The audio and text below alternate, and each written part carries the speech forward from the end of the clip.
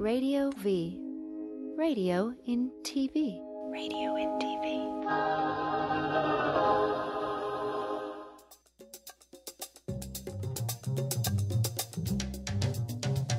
He's absolutely Jason, he's absolutely gay. He'll absolutely brighten up the darkest rainy day. He's funny and loves movies, he's smart and he's a Jew.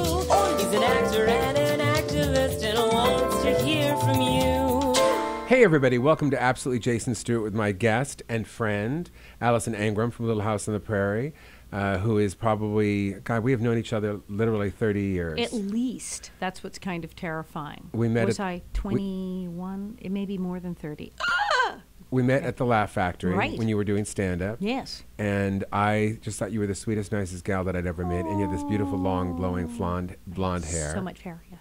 It was parted to the side. It was long and flowing. Hair, yes. And everybody probably knows, and we'll play show the first picture. Everybody already knows that you played Nellie Olson Yes. on the show Little House on the Prairie for, I don't know how many years? 7 years. 7 years. Show ran a total of 9, but I was on for 7 years plus 1 episode. I went back in season 9, just like decided to show up.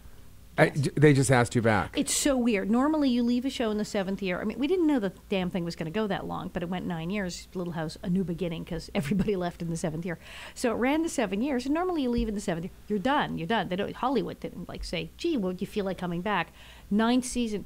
Could you come back? We're doing this episode. We thought we'd have Nellie come back and meet Sister Nancy. Okay.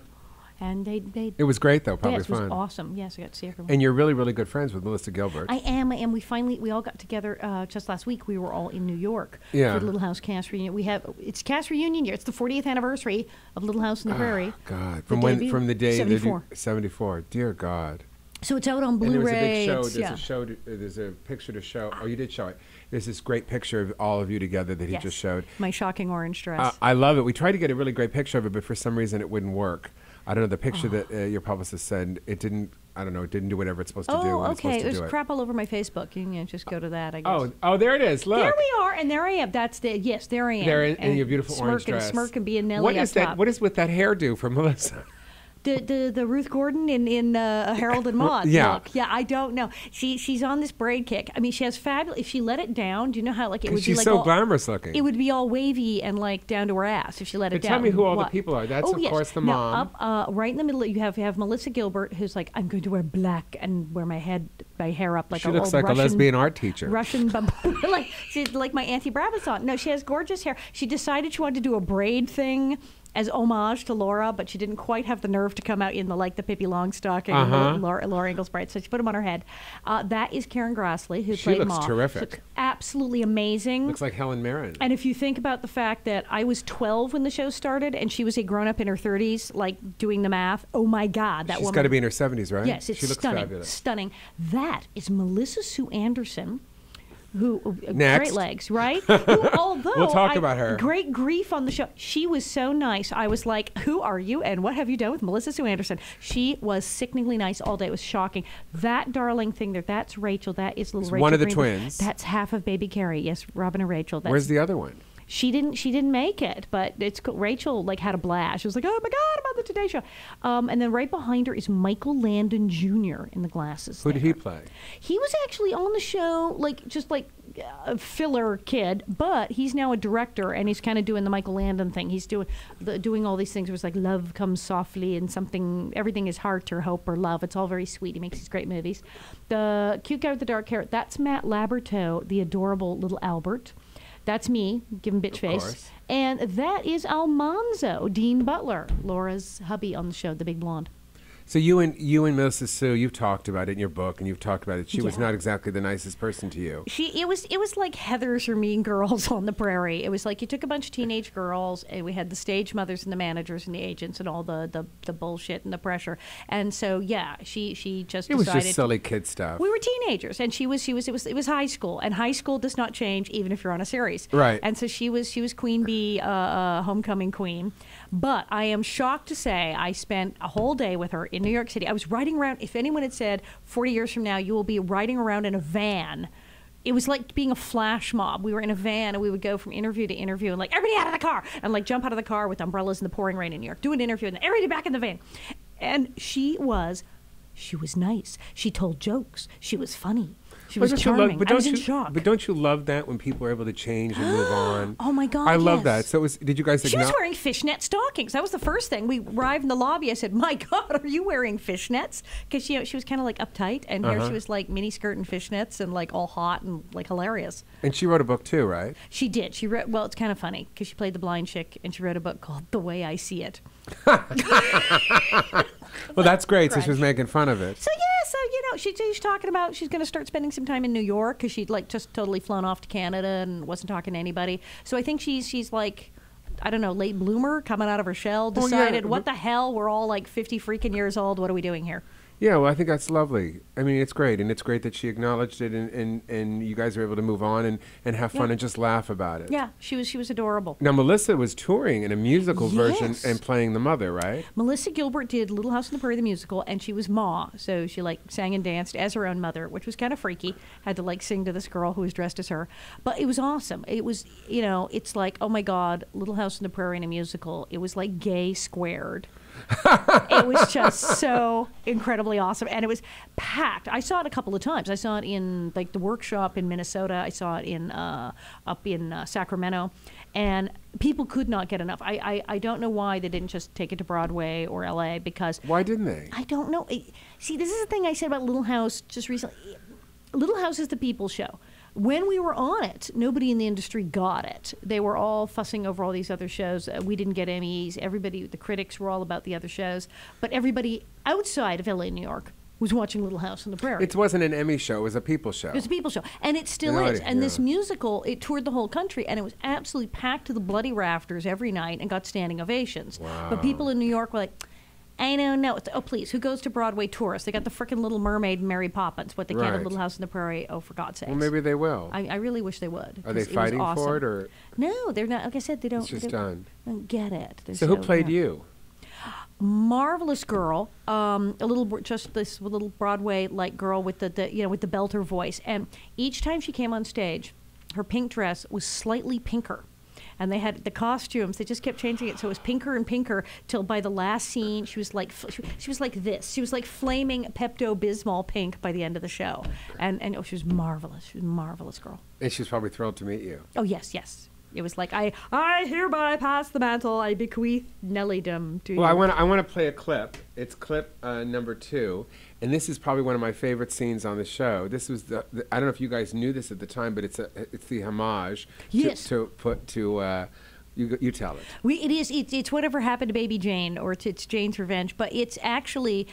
We did know this at the time, because it's everybody's favorite scene, the down the hill in the wheelchair. Right. And when we were shooting it, see, the fact is, Larry Germain, who did hair on the show along with Gladys, Larry had been Betty Davis's hairdresser for years, and he helped design the wig. So when they would put the wig on me in the morning, he'd give me a cigarette, and I'd go, "What a dump." You can go now, little girl. And so it was totally weird. So when we're doing the scene, and there I am, in this totally Betty Davis, Whatever Happened to Baby Jane blonde wig. And you were like 10. Yeah, I'm like 13, in a wheelchair, and then there's Laura with the dark hair pushing me in the wheelchair. And while we're doing this, I mean, there were people on the show who'd worked on frickin' Whatever Happened to Baby Jane. You had Larry, who was Betty Davis's hairdresser, and Melissa and I'd stayed up enough to see the late movies. So you had enough people who knew the film. We were in fits. Like, she's pushing me up the hill, and half the crew and the hair people are snickering, going, "Oh my God, I can't. The other one's in the chair. It's Jane's Revenge." Because it had only been around 13 years. Right, and it was on the late movies. I mean, so we'd seen it. We're going to take a break, okay, and we're going to come back. We're going to watch that clip right here with Alison Arngrim awesome. from Little House on the Prairie, talking about scene. the 40th anniversary of the show. And we'll be back in just a momento. We'll be back in just a minute. God, my shirt is sticking out.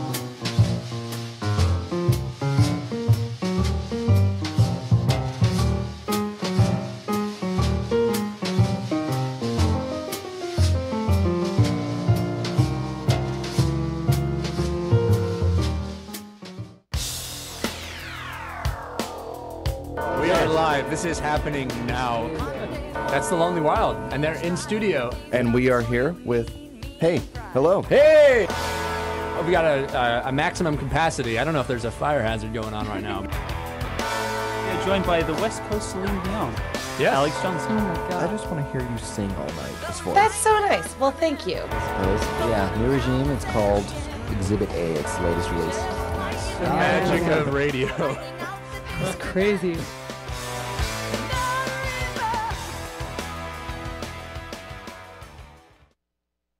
I'm Zoe Williams. And I'm Dr. Mark Goulston. I'm Jeff Brown. And we make up the Zoe What Morning Show. You can find us here on tradiov.com every Monday at 11 a.m. Pacific Standard Time. I make you think.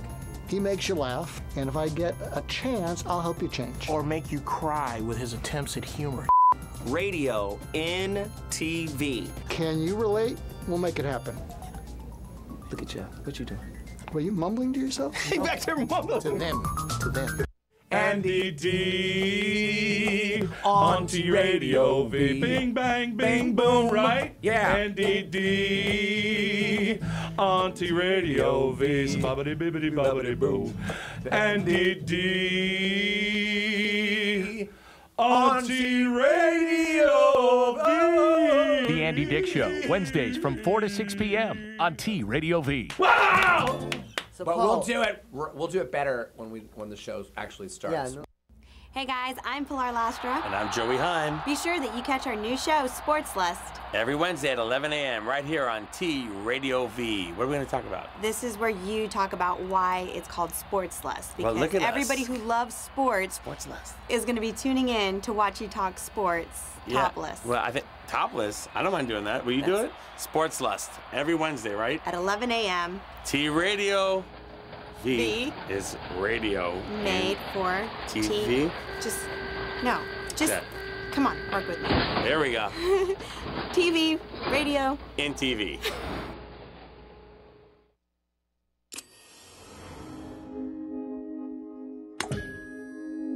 T-Radio V. Radio in TV. Radio in TV.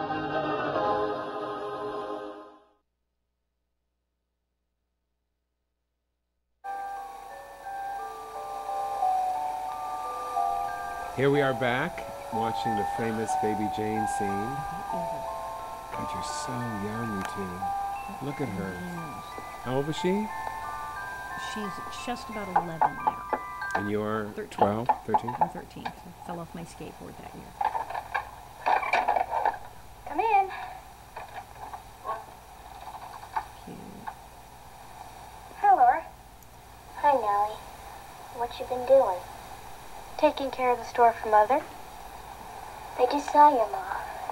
She asked me to take you out in your chair. But there's nobody here but me. She'll be back in a minute. Come on, we won't go far. But I'm not even dressed.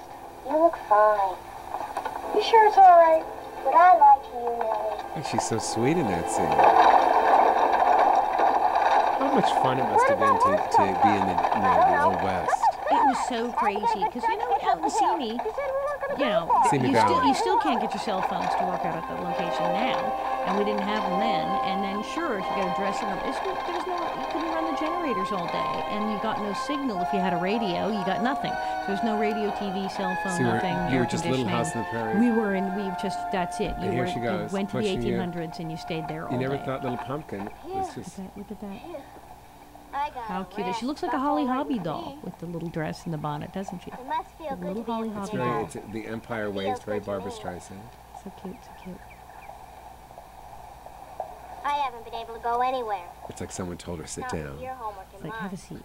Make yourself at home. I'm not complaining, mind you. It's for the dramatic least I could do over-the-shoulder after what shots. happened. Look at Mill you. behind That you. little, here comes that bitch. Why do you ask I that? see her coming Make it out. there. There's a look. She's coming Oh, out. squinty. I'm getting all squinty. Yeah. There's your mom. Oh, she's getting evil. I'll bet you'd be glad to see It's you great. walk.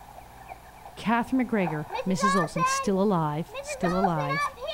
89. She's in the retirement home, but she did consent to do. She never does interviews, but she did interviews for the DVDs. So we will get to see her on film yet again. Go for it. Bam! Bam! I'm really screaming because it was terrifying. Okay. Me, stunt girl, me, me. Stunt girl. Stunt girl. Stunt girl, boom, and then me. Come here. That's very me, yes. Oh, it was disgusting. It was so disgusting. Just stagnant, awful water crap growing in it. Boom! Fall. Oh, God. I mean, it's just so much fun. It was. And Michael Landon, I got to tell you, I had the biggest crush on him that ever lived. Everybody along with did. The world, yes. Such hot. a handsome man. Gorgeous. And never wore underwear. Did not wear underwear, and that shirt came off every episode. I mean, he knew that was the thing. He'd been the hot, cute boy on Bonanza, so that was the whole reason he had a show. Is he was a sex symbol, and that's why initially. People don't realize he was just really. The network wanted him to play. They wanted him to be like David Hasselhoff before there was David Hasselhoff. They wanted him to play some sexy character like a cop or something, and he was the one who insisted on doing Little House on the Prairie. Yeah, but come on, playing Dad is really sexy too. Right. And people don't get that. Daddy's here. Daddy. And out on the 1800s, all alone in a cabin in the middle of nowhere, and he's out chopping wood with no shirt and getting all sweaty and scoops up Caroline and takes her into the loft. Of course, people were like, oh my God. So women were tuning in droves. Gay men were tuning in droves. Everyone was like, oh my God, he's so gorgeous. And he knew he worked it. I mean, if you watch it, there's like little rivulets of sweat dripping down. I mean, it's like so blatantly obvious. And he really worked out too. He did. He had a gym on the set at one point. When we moved to the bigger sound stage at MGM, he had a gym brought in so he could like work out continuously. But he was before that happened, and a Jewish man. Yes, Eugene Orowitz. People didn't know that. Yeah. I just saw someone the other day on Facebook was going on about Michael Landon being such a good Christian. I was like, no. But the show is very Christian. Right, because it's all, Laura Ingalls Wilder. The Wilders, the Ingalls on the Prairie, the church, it would have been like something United Church of Christ or something. I'm not sure what they were. They weren't Lutherans. I thought they were Lutherans, but they weren't that. But the popular thing in the 1870s in Minnesota.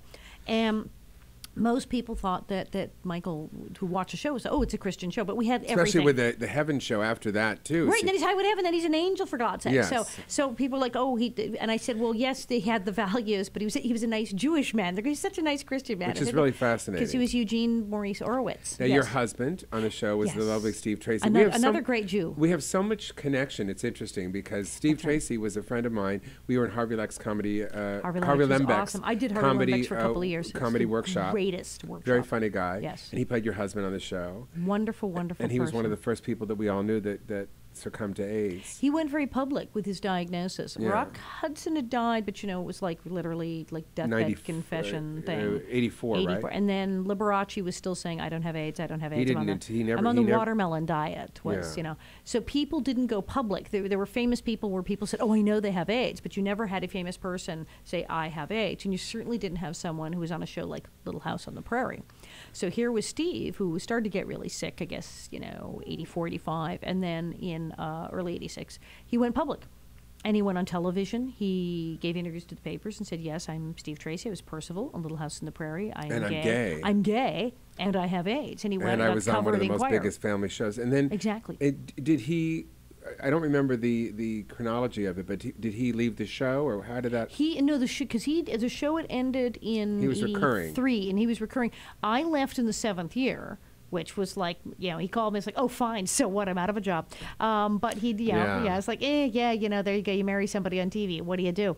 And then the show only went 2 more years, and it was Little House: A New Beginning because it was weird because everybody left, or they'd created Shannon Doherty with braids being Baby Laura and Nancy being Baby Nellie. It was like when they do Baby Muppets. It was just very odd. Strange. So, even Michael wasn't on the show half the time by the last 2 years. But then Steve did a bunch of movies and stuff after. He did work. And he died Thanksgiving of 86. I remember it was such a big thing in our community because it was one of the first people that we really knew that was in the comedy community. I had known some guys that I dated, some guys that I'd known, some publicists, some people that I'd worked with. It was really a frightening time. I remember when Entertainment Weekly used to do a 2 or 3 page spread of all the people who passed away from AIDS in the 90s. Do you remember that? And I remember every year, and I would just shudder to read it. I would go through the obits. What it was like San Diego News and Frontiers, where you'd go through the pages and pages and pages of obits. I had to check and you started it all the time. working for an AIDS organization at that time. I did in... it really changed your life. It did. Because you did a play with Steve, if I remember. I did. Well, right after. And what happened is in 86, right before he died, he did a show called AIDS Us. It was the Michael Kearns thing. Yeah. And then after he died, a couple years later, they did AIDS Us 2. and they had like one person who was still alive from the first one. They had the mother of someone who died, who had been in the first one. They had new people, and they had me as a friend of Steve. So they had people who knew people from the first one, and then new people, and sort of expanded it with different people, like different faces of AIDS. It had been all pretty much white gay men, except for like one woman in the first one. And then this one, there were more women and younger people, and a mother of a kid, and it was, and expanded. And then there was like AIDS Us 3, the women, that was all women, and it changed over the years. So I was in AIDS Us 2, where I was able to talk about Steve, and we talked about the people in the first show. Because it changed your life. Yeah, because I wanted to do something. Well, since he was the first person famous to really go public, people knew zip, zero, nada back then, especially the media. That's what was so great about you at that time, because you sort of put your comedy career on hold, and you sort of went full-blown into this. It really changed the trajectory of who you were as a person. But it was absolutely necessary. People knew nothing, and I was getting phone calls saying, well, do you have AIDS because you kissed him on the TV show, and how did he get? These people were crazy. Just stupid. They knew nothing. And so I thought, well, wait a minute. These are grown people. These are, calling me. Why? I would say, why aren't you asking your doctor these questions? And why are you asking Nellie ask Olson? an actress. Let's ask Nellie Olson, because go call UCLA. Go call an epidemiologist. What the hell are you doing calling Nellie Olson? Star. You're right. So I thought, well, since they're going to do this, what if I found out the information and could answer the damn question? So I went to AIDS Project Los Angeles, and I took the hotline training, which was quite rigorous at the time. It was many, many weeks of training. And I wound up on the hotline in the Speakers Bureau and the food bank and everything they had. And then I wound up working with Tuesday's Child. I helped found Tuesday's Child, where we help families with children. You helped out with that. Yeah, I did that with you. I did volunteering. I never, because I was always touring, so I wasn't able to stay as much as you were, but I did all sorts of things. You did. You helped with our parties and stuff, and helped out at Tuesday's I Child. also did the benefits. And the benefits, absolutely. So help raise money. And we help families with children with AIDS. And again, when Tuesday's Child, when we started that with Barry Horton, there was nothing. Northern Lights Alternatives had done some supplying of diapers and things, but literally, even though, like AIDS Project Los Angeles, they had case managers for kids, but they had like one, and most people didn't know. Even people at the agency, if you called and said, do you take kids? They go, I don't know. And it's like, well, actually, yeah, you do. You have a case. She's downstairs in the back. But, like, nobody knew. And their food bank, they didn't have baby formula. They didn't have kids' diapers. They did nothing. So we created a thing specifically for families with children with HIV or where the mother had AIDS, and got them services at agencies that could provide, and then filled in all the gaps. Said, what do you need? You need a crib, you need diapers, you need food. And it was incredible. And then over the years, other services came to the forefront. We weren't the only game in town. But when we started, there was nothing. There was nothing for children. So yeah, I did. I wound up working full-time in that. Well, if you didn't have a place in the gay community from being Little House on the Prairie, you certainly had a place in that.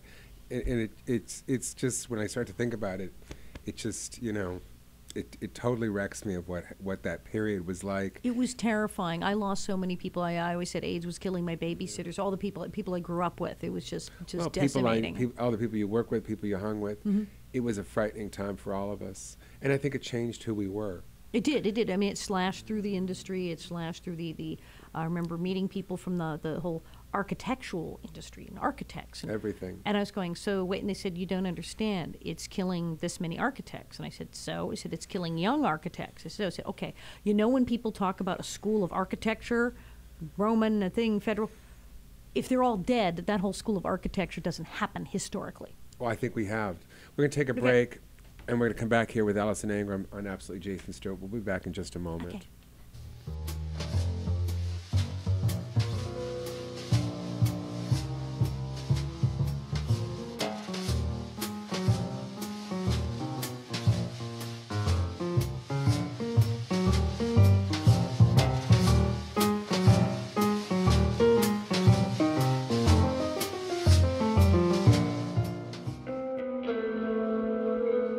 Hi, this is Slim Jim Phantom, and you got the big beat. We're gonna take this music into the 22nd century.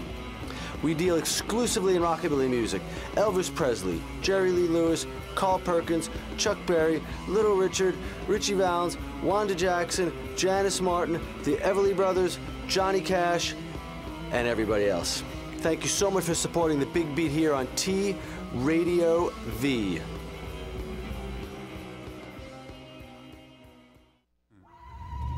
Hi, I'm Rob Hubel from Welcome to the Jungle. You're watching T Radio V, aren't you?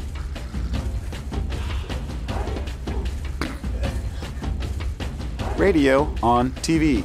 Terrible idea. In TV. You shut up. Use that one. Hi, I'm Kristen Renton from Sons of Anarchy. Hi, I'm Grant Reynolds. Hey, I'm Katie Cleary of World Animal News. Hi, I'm Ricky Rackman reminding you to support the Relay for Life of Madison County, May 31st. Donate or participate. The American Cancer Society Relay for Life movement symbolizes hope and our shared goal to end a disease that threatens the lives of so many people we love. I mean, I'll bet you know somebody that was affected with cancer. Donate or participate. Thank you.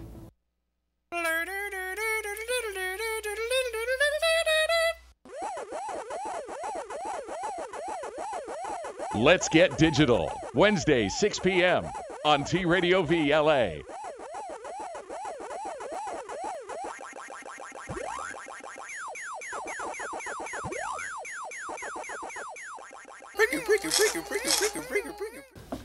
Crazy Bone would never do this. I guess.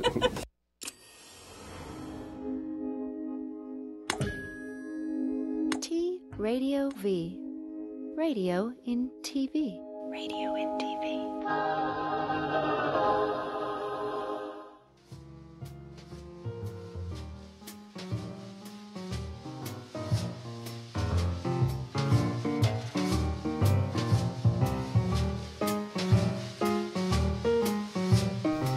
Back, absolutely Jason Stuart with my guest Alison Arngrim.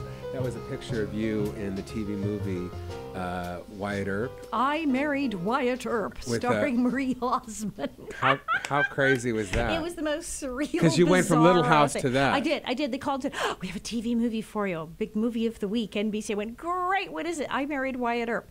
So I just come with the bustle and the wig. It's like I'm Pioneer Barbie. I get costumes attached.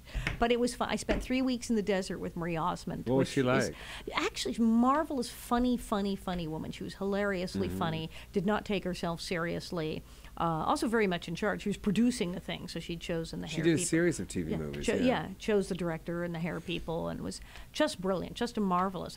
Completely the opposite of what her image at the time of like Hawaiian Punch, Marie Osmond, Iki Siki Poo. It's like, no, that is not who this is. She was really cool. I liked her a lot. So around, what was it, 15 years ago, you started doing a show called Confessions of a Prairie Bitch. Oh my God, it is. It's like 2002. Right? I remember you calling me and saying, I'm doing this show, please come and see me.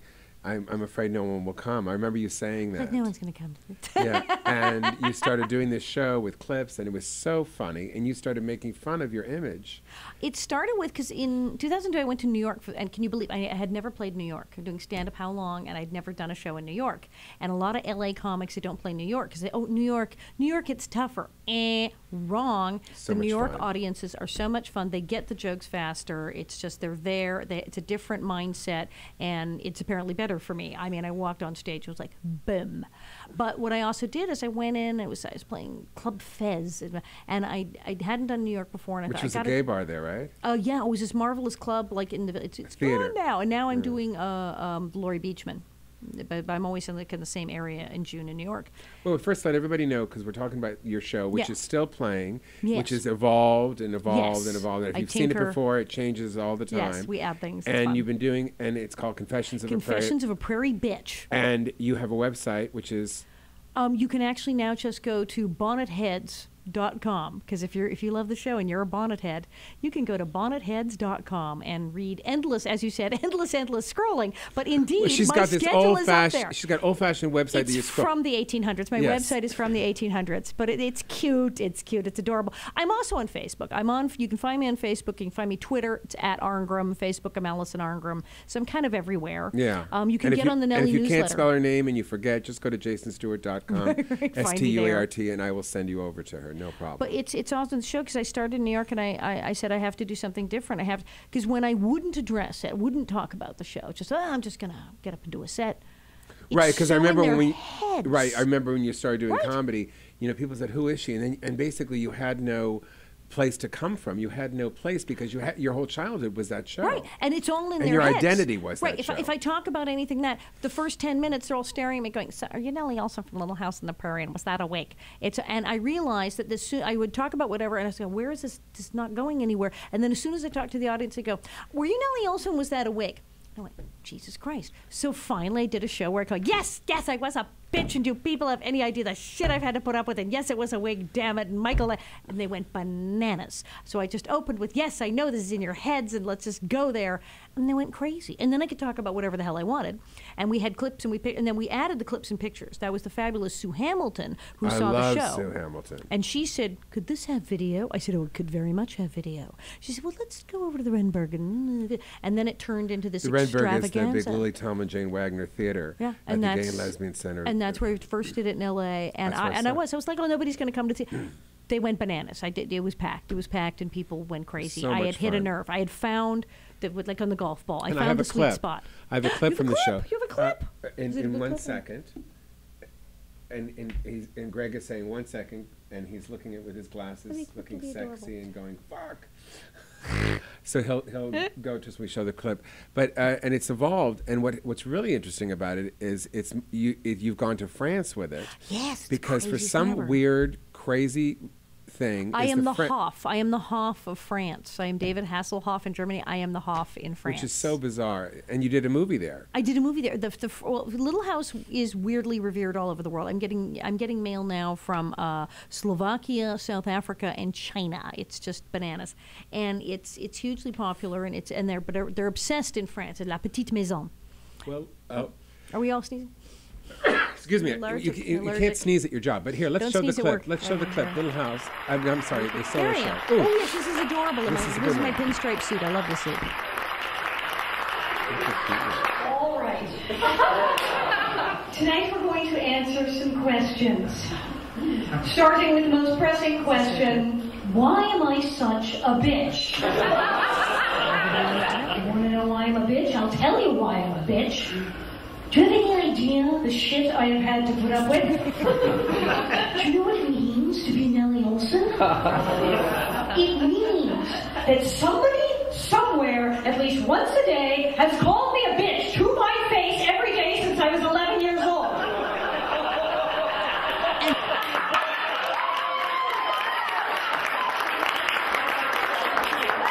But my favorite question has to be the one that is asked by a certain kind of fan. See, there are people who watch Little House on the Prairie for what are essentially all the wrong reasons. These are people who don't do well with this time period. I don't want to live in any time period where I can't get a Botox injection and a green apple martini.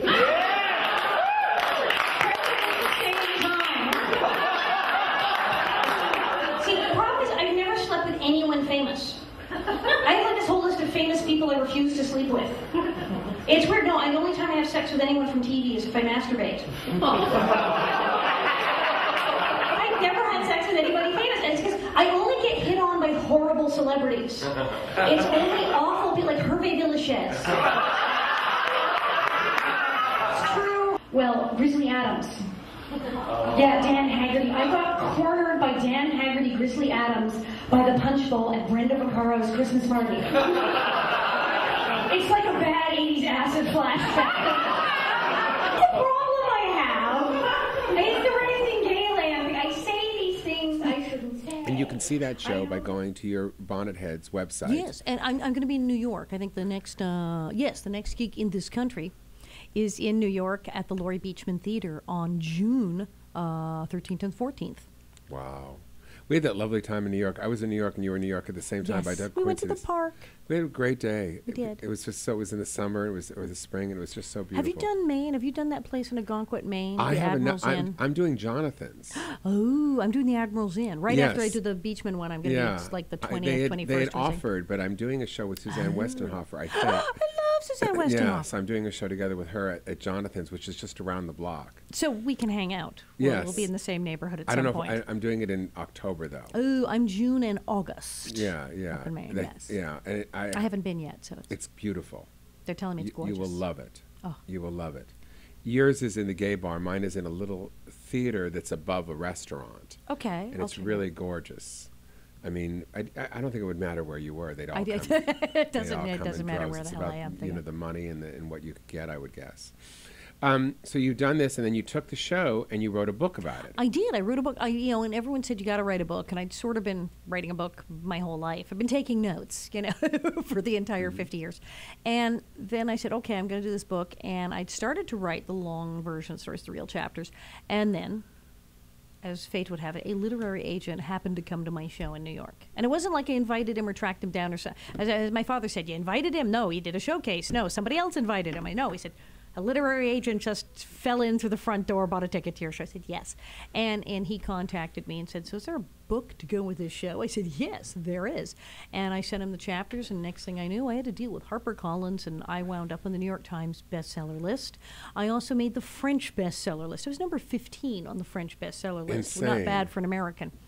Insane. And it's still selling. It's still selling. It's insane. And you're writing another book, right? I am writing another book. It's hardcover. We have hardcover, paperback, Kindle. Also in French, you can get a hardcover, paperback, and electronic in French if you want to. You have to, because you're so. And I have to do another book because people are just out of control. And you have, basically, I remember when you told me when you were writing the book, you said, "God, I got to make this book shorter." Because I wrote too much. I don't want to give you. You had written 6 books or something. I'd written. They did. The publisher. They said this is the Encyclopedia Britannica. We are cutting this. You are not. No, the book cannot be 900 pages long. No, you cannot do this. So I was like, okay. So we had to cut some stuff. So you basically have the second book almost. Yeah, really. There's so much stuff we cut that we couldn't fit in the first book. Yeah, and what's the second book going to be called? Return of the Prairie Bitch. Oh. When you got a title like Prairie Bitch, that people loved it so much that it was called Confession. Well, the full title is Confessions of a Prairie Bitch: How I Survived Being Nellie Oleson and Learned to Love Being Hated. And people just loved it so much. I thought, well, why screw with success? Right. No, because it's sort of your trademark, your moniker. Yeah. And this will be just what's happened since. There's going to be it'll be what happened since, and a lot of the focus too on the whole insanity of being an ex-child star. Because I've noticed in the last few years, people are really talking about this now. It's really everyone's kind of coming out of the woodwork about how bent and warped the experience is. The good news is people are getting help earlier. You're seeing now, I think it was Demi Lovato. Some of the Disney Nickelodeon stars are saying, ooh, okay, I'm actually going to stop touring for 5 seconds and deal with my drugs, booze, eating disorder, what have you. But there are a lot of kids that didn't have problems too. Right, there are people but who we don't talk about them. But you don't hear about them because sometimes what they did is they got the hell out and they got a real job, or they kept it together and got a job. But the carnage is what I noticed when I met years ago with a group of ex-child stars. The big cutoff point seemed to be whose parents stole whose money. If you had a job and it was a job, your paycheck went in the bank.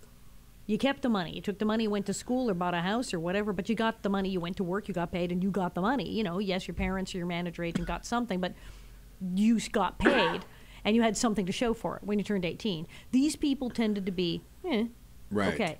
The people who were put to work very, very young, and the parents took every penny. They literally left home at 18 with a shirt on their back, despite having worked every single day for years in films or TV series. These people aren't doing so hot. Because it's like insult to injury. It's like, okay, you worked, and you go, oh, I gave up my childhood, I did this. Well, at least I have something to show for it. And then they had nothing to show for it. It was horrible, horrible. So, yes, it's rough. The Gary Coleman's, the Dana Plato, that whole group, yeah. Well, we're going to take a break. We're going to come right back. Okay. We're going to talk about this group that you're in called Protect. Very proud of that. And we're going to talk about also, I guess, what's just going on with your acting career and all sorts of everything that's new. Doing things. New and different. Would you like a pony? I can sell you a pony. I will be right back in just a second on Absolutely Jason Stuart with my guest, Alison Arngrim. A pony.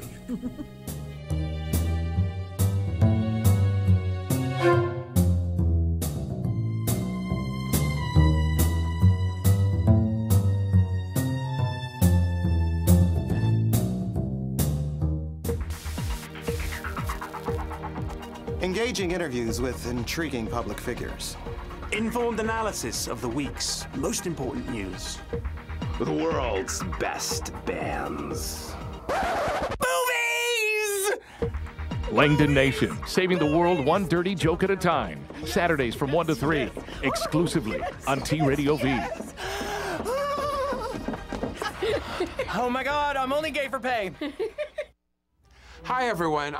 Welcome. Well, let me start again. Welcome to T Radio V. That's TV and radio, or radio and TV. I can't remember. It's just too much for me. No, you're doing it wrong. I need you to emote more. It's not enough. You need to push it. Absolutely.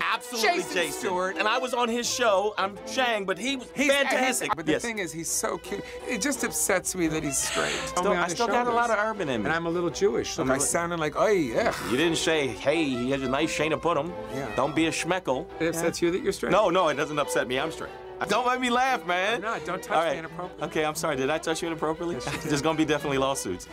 You are watching Jason. Me. Well, not today. Shut up over there laughing with the laughter. Watch Absolutely Jason Stuart every Tuesday on TV. The V with the TV. They're gonna. You better edit the out of this. All right, we got it.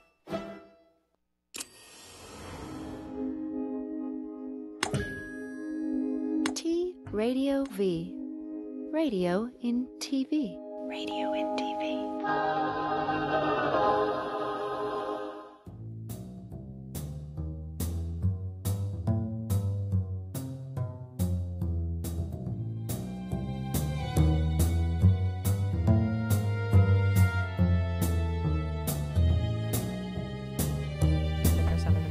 We're back. Absolutely Jason Stuart with my guest Alison Arngrim.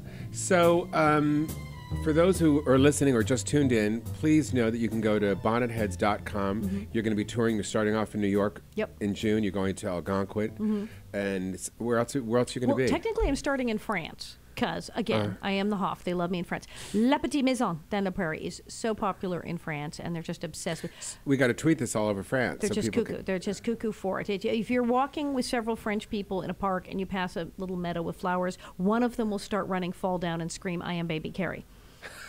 They're like that, freaking obsessed. It's insane. And they talk about to chop wood like Charles Ingalls. Oh, coupe de bois comme Charles Ingalls. I'm chopping wood like Charles. It's just bananas. And you do your show in French? I do my show. I put together a show. Do you do an English show? I don't. No, I do. I only when I go to France. It's talk about immersion. I stay with friends who speak only French, and I hang out and I get on the train and run around the country and I deal with people in French. And I do a show. And as a French guy, Patrick Lobatier put together this thing with the two of us because when it first started, it's like I spoke like this much French, and it's like, great, you speak no French. I have never done comedy. It'll make a great show. It'll be a great combination. It was totally insane, and it worked. And so he introduces me, and then I come out and I'm doing a lot of the material from my American show, but completely in French. And then we have some sketch things together because he's like a French person who grew up watching the show. So it's sort of his perspective, like, oh my God, I did. Oh, so the show is a little different. Oh yeah, it's very different. It's very French because there's things, of course, that didn't translate, make no sense whatsoever, or I'm joking about some celebrity and they're like, who the hell is that? So we did this whole thing where I have photos of me where I met various French celebrities and I have stories about them, and we put that up on the screen. Oh, wow. And so it's literally the French version of the show. It's the French adaptation. But the show has changed and evolved over the years, and it's given you a chance to sharpen yourself as a comic and as an actress. If you want to change how you are on stage, how you do acting workshops and you talk about having a destination and using method acting stuff for your stand-up comedy, if you want to really take your whole frame of reference and shift it, try doing your show in another language. Wow. Because your brain has to shift gears. You're not just, it's not like you're doing it phonetically. You have to know what you're saying. You have to know where the jokes are. So the part of your brain that learns a new language and the part of your brain that does comedy and knows about show may, in fact, be in two different places. That's not necessarily the same part of the brain, so you're having to engage them both. I actually talked to a neurologist, and they were talking about, it was a whole, child abuse conference thing, because I said with the Protect stuff, we'll talk about. These doctors were talking about how people telling their life story was enormously beneficial, much like people in program who do an inventory and discuss their life, do your 4-step. Well, even people in mental hospitals with various issues, they said if they can just get them, they said just literally anything, just a couple pages. This happened, and this happened. I was born, then I went here, and oh, gee, I guess things kind of went wrong when at this point. Mm-hmm. Some kind of order, how they got from point A to point B, and then get up and tell people that, like orally. They said it has a dramatic effect on the neural pathways of the brain. So they said, now let me see if I've got this right. Someone said, you not only wrote about stories from your life, because my show absolutely is real stories from my life. My book is about my life. So you wrote out your life story, and you get up on stage and talk about your formative years in your life. And the people love you back. In front of people, and it's funny. I said, yes. She went, oh, man. She said, wait, and then you get up and do it in another language? I said, yeah. She said, I don't even want to think about the synapses so basically, and the sparks going in your head. It's really completely changed you as a human being. Absolutely. It restructures neural pathways in the brain. It's like that freaky. Now, do you talk about the child abuse in the solo show now? I mean, because I know you didn't originally. No, I don't. I tend to go for the good, funny stuff. Now, once in a blue moon, because I have an Ask Alison Anything segment, where I actually have cards that say Ask Alison Anything, and people ask questions, and I do answer their questions, and I pretty much go for broke. Once in a blue moon, someone will actually ask about Protect, the group. So tell us what Protect is. Well, what Protect is, National Association to Protect Children, or Protect.org, is a group founded a few years ago. We're in our 10th year now. I can't even believe it. I remember when you first went on CNN with it, and I remember talking to you on the phone, or I think you were at my house or something, because we were talking about some show, and you were telling me about doing this and how it was, pretty scary stuff to talk about. It was terrifying to go so public. What we've done is Protect is really a lobbying group for abused children and child abuse laws, because all politicians say I love the family and I love children, but if there's actually a bill to be voted on that directly affects children or being abused, unless they see this as some political move is going to get them elected or get them donation, they really don't care. And if defense lawyers or child abusers are willing to make a donation and say, don't pass that, well, that's what's going to happen. Because there isn't a lobbying group. As we know, tobacco, booze companies, oil, everyone has lobbyists. Everyone has somebody in D.C. or the state capitol saying, make this go my way. But children don't vote. Children don't make campaign contributions. Children aren't showing up in D.C. saying, make this happen. So you have mothers. Well, we know what politicians think. Or as I went to Sacramento and they said, your mothers come up here to Sacramento with your personal problems. Really? Mean. I actually had are they as mean as they are on Veep? Worse. A senatorial aide, who will remain nameless, in Sacramento actually said to me, no one in Sacramento gives a shit that you were molested. I was like, yeah, my tax dollars at work. Thanks, heap lady. But after we passed the law changing the incest exception, can I just say something? I would say, if I would have said back to them, if it was just me, I would understand. If it was just one person, right. But it isn't. It's probably the biggest epidemic in our country that ruins the trajectory of people's lives. And has enormous ramifications. Your budget for treating drug abuse, your prison budget, your budget for treating mental illness. Where the hell do you think all this is coming from, people? And also stopping people from maybe somebody who's a great inventor or a great artist or a great mathematician or a great something that will not be able to be that. People would be contributing to society who are not because of their trauma. Right. And it's just like, and of course cause crime. After we won and our law passed, the next time I ran into her, she could not run and get me a cup of coffee. She's like, would you like some coffee? Would you like some water? And came in with a tray. I laughed in her face. I said, oh, you give a shit now, don't you? Hi. You did say that? I did. I said, I see. Apparently you give a shit now. Good for you. So gave a shit afterwards. Good for you. It was so crazy. What we were doing was, in California, you had this law that, if you sexually abuse the kid next door, if you rape the kid next door, you might get 20 years. You'd be a sexual predator, blah, blah, blah. You get so many. But if it was your own child, if it was incest, if it was your niece, your nephew, your son, your daughter, stepdaughter, you could apply for the incest exception, be convicted, plead guilty, but be sent completely to therapy, 0 jail time, and get your record expunged after, with a deferred entry of judgment, so you'd have no record. But what I'm to understand is most of these things happen within family. And it was called the incest exception, as if it was the exception to the rule, when in fact it's like 90% of the cases. It was actually all of the people. It wasn't like, well, we're going to have some of these child molesters. No, it was all of them. And we went in with it, are you crazy? Because this is, and they really wanted to keep it law. It took us 2 years, and we were able to change this so that people were held to the same standard, so that there wasn't, prosecutors could still plea bargain, and some of them still do. And there was some judge just recently, some guy who's a DuPont-aire raped his 3-year-old daughter, and they decided to not give him jail. But having it written in the law that you get a free pass we took that out. Thank and God. we took it out in New York, and we've done it in 7 states. We now have a thing called Alicia's Law that has to do with getting more funding for the people who fight child porn, the teams with the FBI. They're called the ICAC, Internet Crimes Against Children Task Force, making sure they keep their paychecks and continue to work. If there's ever anything I can do, you know. Oh, yes. I'm sure we can find you something. I think so. I'm so thrilled to have you on the show. And we're highly successful. Protect is winning. We win all the time. There's a law right now in Hawaii we're about to get passed. We're very excited. Well, I just think it's incredible that you've done this, that you've taken your past and created such a positive thing in your life. I'm always so proud of you. You know, I feel like you're a sister in this and everything, you know. So it's just so great for me to see that. Please go to see your show if you're in New York, if you're in France, wherever you're listening. And are you going to do anything in the United States, any place else that people, what are the other cities? Oh, gosh, I've got my tour on Sunday. I have my Nasty Nellie Olson's tour of Hollywood on Sunday for Mother's Day at 4 o'clock. It's a riot. You go to Dearly Departed Tours online. They do all the spooky dead tours, but this is like the funny. We only have right here in Hollywood. We only have a little bit of death on this tour, just a little bit of death. Okay. But it's the Nasty Nellie tour. I take you around. I show you things. I'm doing the Vagina Monologues on the 16th with on our Friday. friend Sheena Metal. With Sheena Metal. Yes, I'm doing a sad one. Kind of a scary one. I usually do the funny ones. I've done the Vagina Monologues 3 times. I do funny.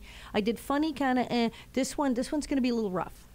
Good, because I think it's great that you challenge yourself. I'm there. I'm all over hoping that people see you and love you and keep hiring you. Thank you so much for being on the show. Thank you. I really appreciate it so much. It's so good to see you. Yes, it is. You look fabulous. Oh, thank you. You look better. Okay. I love coming on this show. Thank you so much, everybody. So until next week, thank you for listening to Absolutely Jason Stewart, and thank you, Alison Arngrim, for being on the show. Take care, everybody.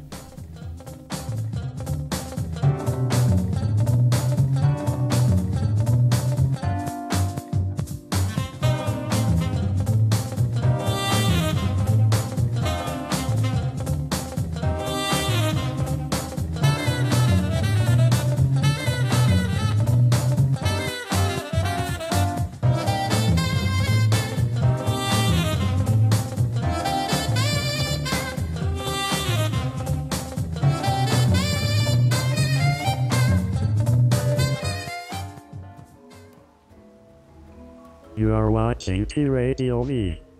Radio and TV.